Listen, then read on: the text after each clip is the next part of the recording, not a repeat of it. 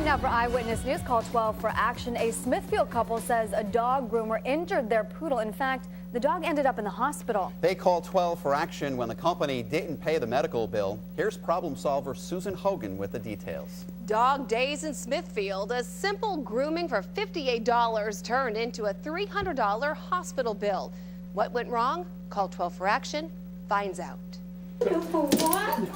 9-year-old Tiny is pretty spunky and quite a jumper, but a few weeks ago, Tiny wasn't in the mood to do much. He wouldn't sit down. He stayed right up, stand up, and he was just shaking.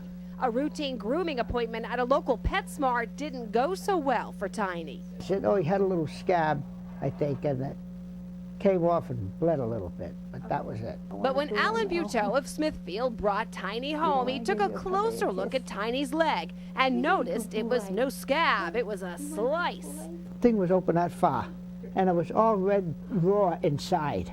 The pictures speak for themselves. The Buteaus brought Tiny to their veterinarian, and Tiny was immediately admitted to the hospital, put under, and stitched up. The vet bill came to over $300. The Buteaus felt PetSmart should pay for it, but the Buteaus said their repeated attempts to get the store to pay up went unanswered. I'm waiting and waiting. So then I decided I better call Susan at Channel 12. Call 12 for Action contacted the pet store, and they told us that Tiny had come in with a pre-existing condition. Well, the Buteaus said that's totally not true. He had no, I know this dog every inch of him.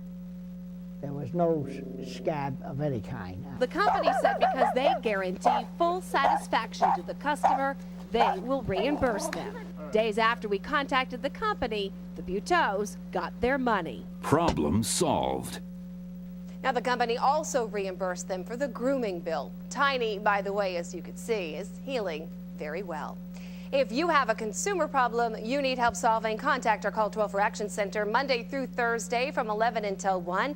Our hotline is 228-1850. I'm problem solver Susan Hogan, Eyewitness News.